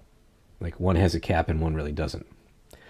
So what I wanted to do was to try to take on that small little problem from more of a creative standpoint that had something very accessible and easy to get to. So I wanted to go around interviewing vets, logging their oral histories with the National Archives to have kind of more of an academic side to it, but also to not make it, because that whole topic of like the civil military divide is very academic. That's usually where that conversation is contained to, is colleges. And I want to just put out, turn those, or use those interviews for like a basis of a graphic novel, basically an anthology series. And, you know, in 2016, it wasn't a great time for either of us. And we had a third partner at the time too. And the idea was to just have it as like a nonprofit. We didn't like really, well, one of the things not sitting well with us at the time was the idea of starting a nonprofit so that, and giving ourselves jobs. Like, just doesn't feel right, or like there's something odd about that. And then we also knew that like to do just that little bit, or like have that very niche kind of product going out, like it's very hard to sustain something like that. Yeah. Yeah. And we just didn't like that whole model. And we kind of like, we all were kind of torn into three different directions. During the pandemic, Chris and I continued talking about it, you know, off and on during the years. And then during the pandemic, we really started to talk quite a bit. And the more we talked about it, they were like, you know, at the heart of that whole issue of the civil military divide and how service members and vets are portrayed in mass media, that's representation at its core, right? And, you know, over the years, as comics geeks can see, just where the discourse is picking up about how so many folks just do not have really great representation in that entire medium. So why not take what we want to do and expand that scope to, rather than being just solely focused military wise, to just be, you know, we're going to make comics that help to push forward representation across all different aspects of America's society, or, you know, not necessarily just American, but we want to be able to put out stories that give some sort of like true and authentic story for any different type of, you know, any different group or segment, or however you want to, you know, label it. But at the heart of that is the fact that everybody should be able to walk into a comic shop and pick up a comic that they can see themselves in. Yeah, right? Absolutely. You're not going to be able to put out every single comic that every single person is going to identify with. Like that's impossible. And that's trying to do something that's artificial and forced. But you can absolutely, you know, be intentional in your publishing practices so that you make sure that pretty much anybody can go out there and be a fan of your books and see something that they see themselves in and inspires them, and, you know, gives them the same feeling that I had, you know, looking at a Captain America comic as a kid. So, so Band of Bards, that little series itself, expanded to Band of Bards as a publishing house. And we still want to do like the interview series and those types of anthologies. And we've turned that into a series called In Your Service. That's going to be a little bit more of a longer term project, I think, just because of just the scope. Yeah, the scope. And, you know, Chris and I have a lot on our plate to do just to get this off the ground and to a self-sustaining point. And then to do a whole series where there's intense long-form interviews where someone's going to be like on a stream like this for an hour or so, and then follow it up with just a straight audio interview that lasts at least 90 minutes, maybe 2 hours, so that you can get enough material for a good story. Like, you know, you could probably do one of those in a month, plus all the editing that goes into that, and then trying to spin it off into a script. Like, and that too is going to be something where we'll still want to not like take any profits off of that work, right? That's going to be something where any revenue brought in from that is pretty much going to cover the cost of producing it and then make its way to a donation. Obviously in some sort of advocacy group or service group that mirrors up to that theme, right? Different veteran support organizations and stuff like that. And that'll probably be something where we will ask comics creators to donate some work to a series like that.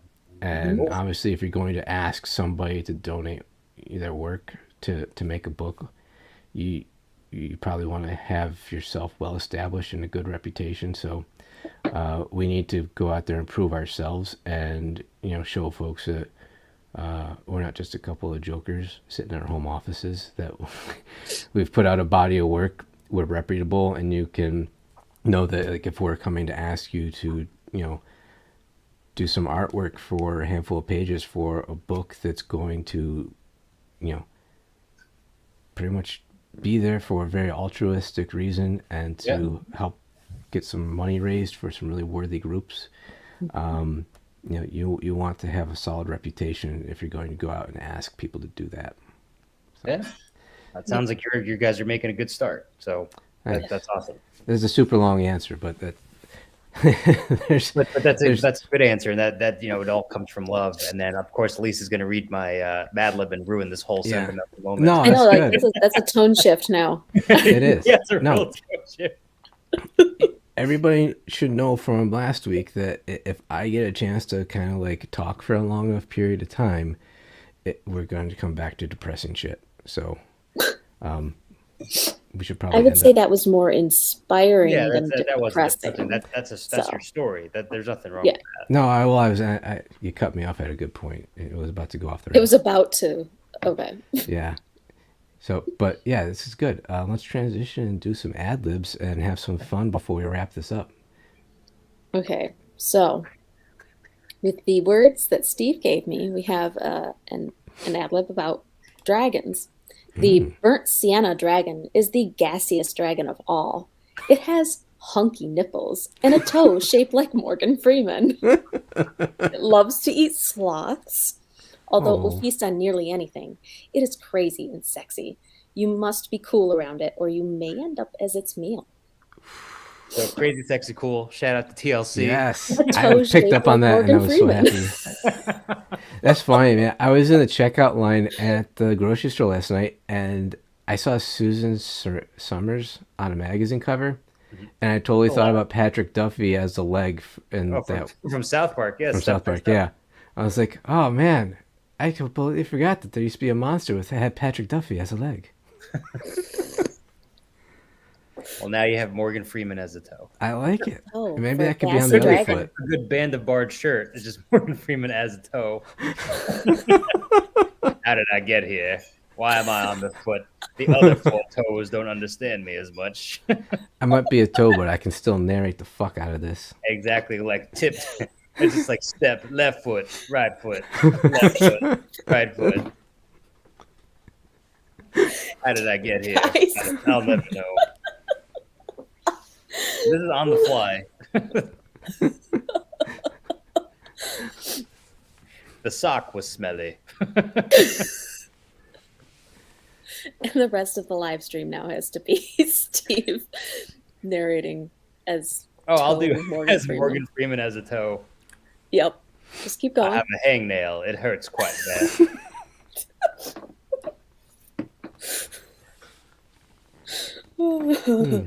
Steve, I feel like you would be good at this. Have you ever muted a nature documentary and made up your own commentary. Yes, I've not so much the nature documentaries, but we've done that to movies and stuff like that. So me and my friends were hanging out. We're watching Rocky. I think it was Rocky 2 or 3 or something like that. And then we muted it. We're doing like Mr. T's voice and everything. And there's a part where just like he slows down, and my friend just goes, "Kiss me."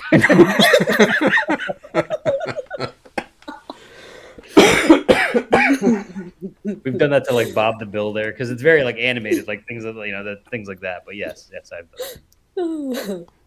Ooh. That's pretty good. Punk record is good. That's for anybody who doesn't know, that is Chris, the other half of that's your partner, right? Yes. Nice to finally meet you, Chris. How come you're not on the chat or on the live stream?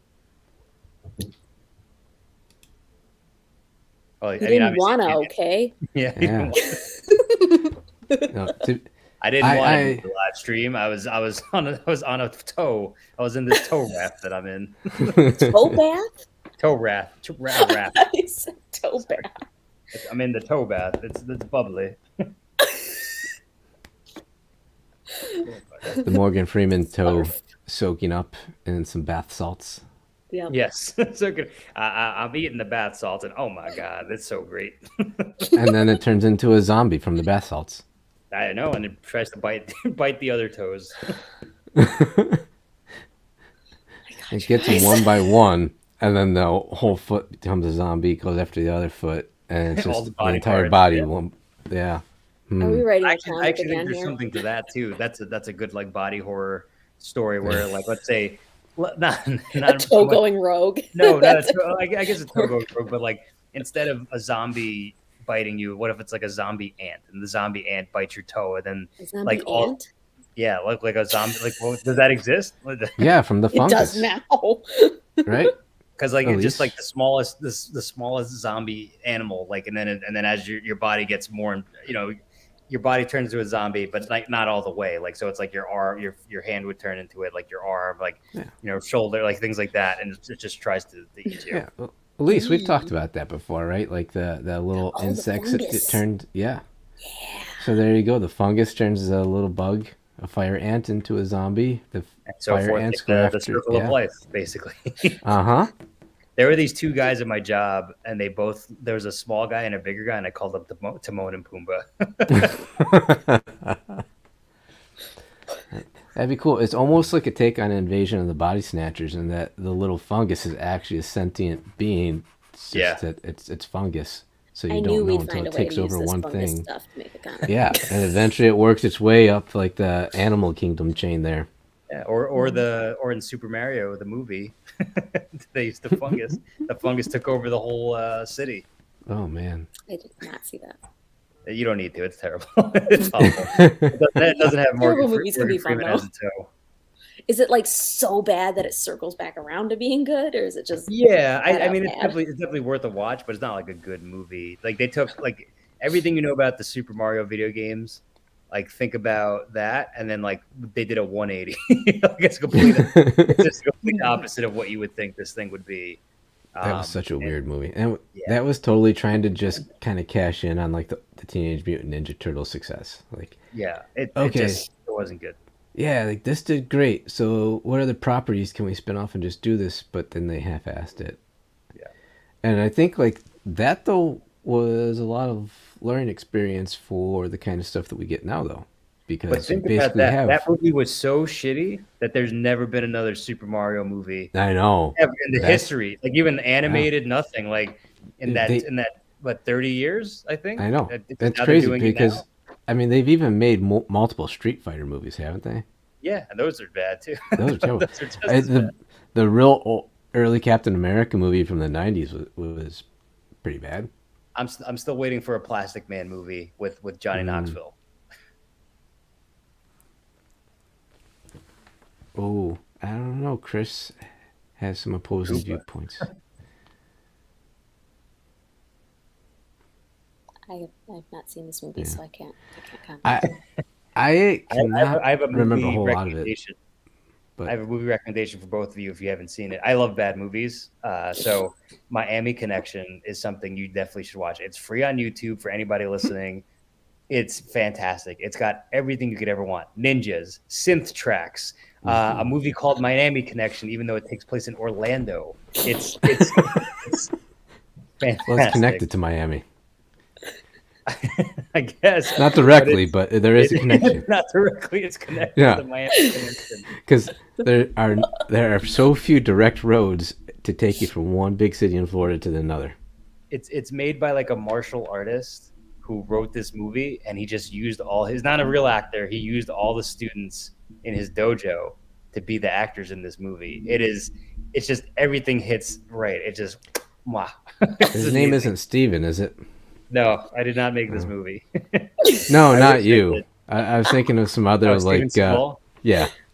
So Steven Seagal is great now because he was this action movie guy back then. Now he can't move, so he just makes movies where he just sits down for most of the movie. Yeah, he's just like in the chair, yeah.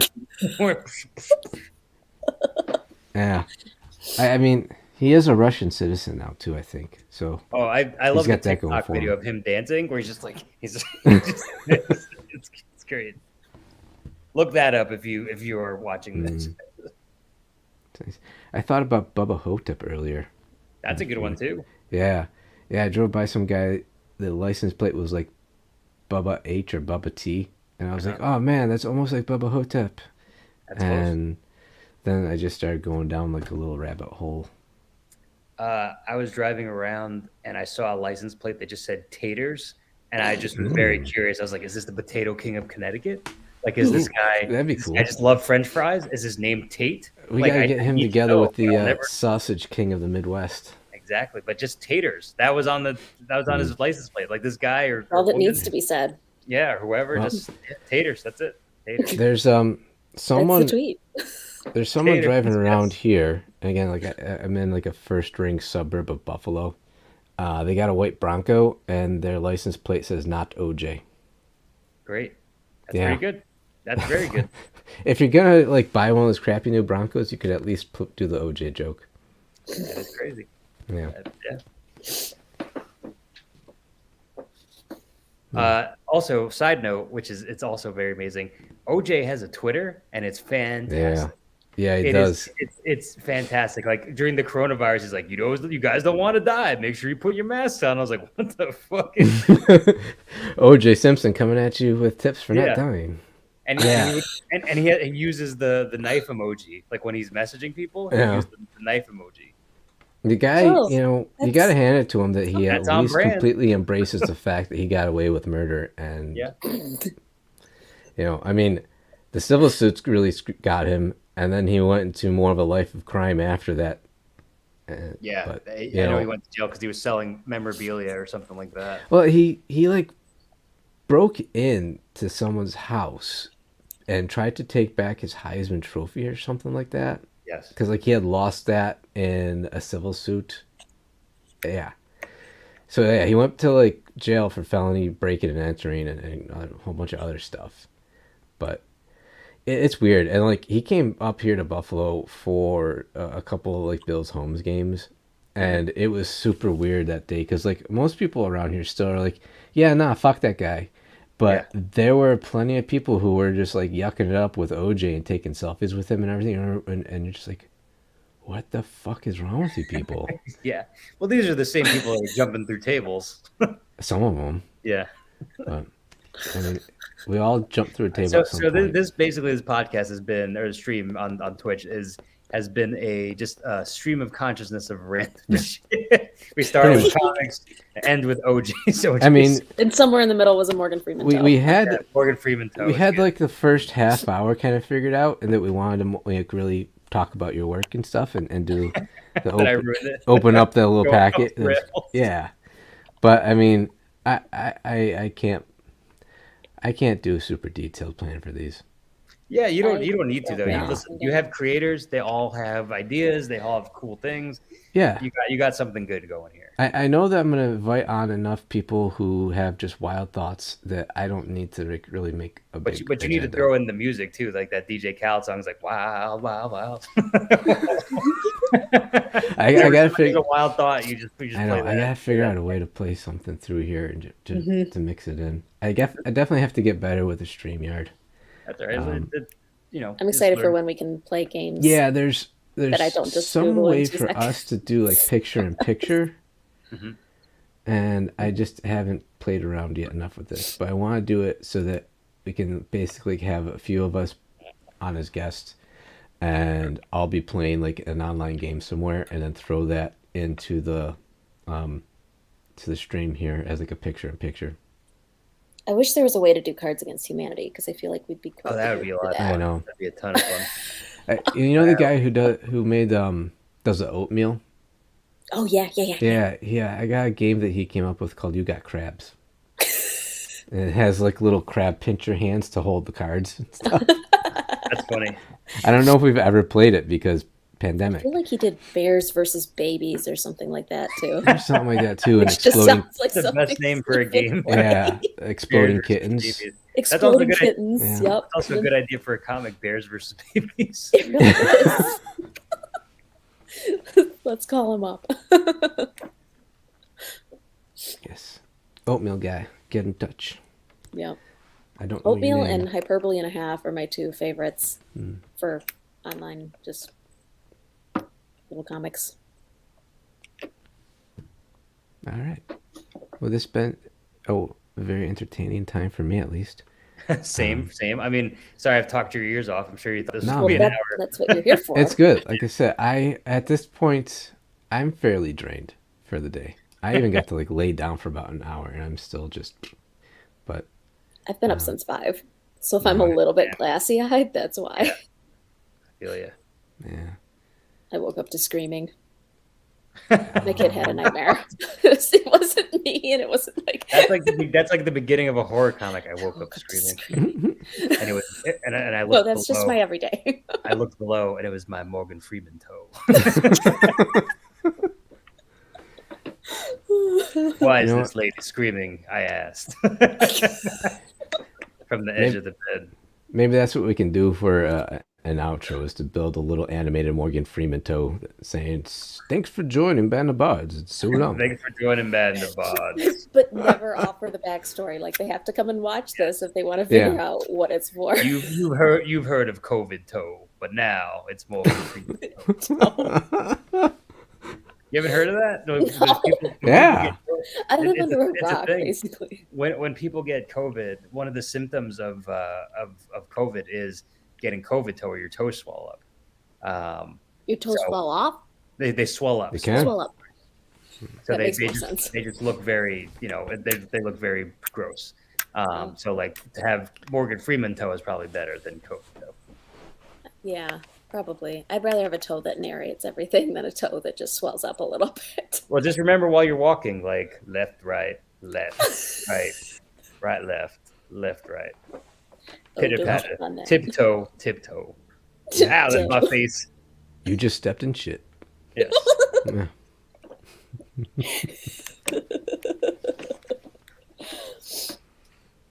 All right. I think it is my bedtime now, though, Yeah. guys. I think on that note, I think You just stepped in shit. Good night, Yeah. folks. That's legit. Thank you guys for having me. Back Ex-Machina on Kickstarter, and buy Band of Bards stuff, buy Elyse Russell stuff, and just enjoy comics. Yeah. Let's say any other copies laying around of your previous titles and anywhere to buy those still, or just keep going through the Kickstarters? So Slowpokes, there are a few left. Once I start packing Zombie Date Night, I'll look through Slowpokes to see how many I have left, and I'll probably do a post of some sort where like, hey, anybody interested in these final copies, let me know, because that'll be it. This will be at least for the first print run or whatever. This will be it. And then Zombie Date Night, once I'm done with the orders I have, whatever I have left over, I'll take orders. But I want it directly from me. So if you want the comics, just reach out to me on Twitter, Instagram, And if you have PayPal or Venmo, we'll work it out and I'll mail it to you. But yeah, for now, just for Ex-Machina, if you want a copy of this comic where Santa's fighting robots, just go on Kickstarter. It'll help with the orders because then I could figure out how many people want this comic and order from there. So if more people want it, there'll be more copies. If less people, I'll only do like a limited run. So please, if you do, just go to Kickstarter right now. Look for X-M-A-S-C-H-I-N-A. Ex-Machina. Do it now and give it a look. That link is up in the comments. I have to imagine you're going to do a compendium at some point, though. Yeah, and I just dropped the link to Steve's Twitter account too. So. Giant size log. Grab that if you want to get in touch with Steve. And can I quickly find that link? Oh, hey, there it is. There's the link for Ex-Machina. Thank you for having me. I really hope we get to do this in the future. I hope we get to collaborate on Valhalla. I really do think there's money. There's something to be done with that. I think we can talk about that more for sure. I think we can talk about that. But yeah, you guys are great, and happy to promote. And I'm very excited. Thank you for having me on. Thanks for joining us, Steve. This was fun. It's great to talk to you tonight. Cool. Have a good night, everybody. Night, everybody. Good night. Fancy outro. Bam, bam, bam, bam, bam, bam, bam, bam. Techno Viking. Techno Viking's good.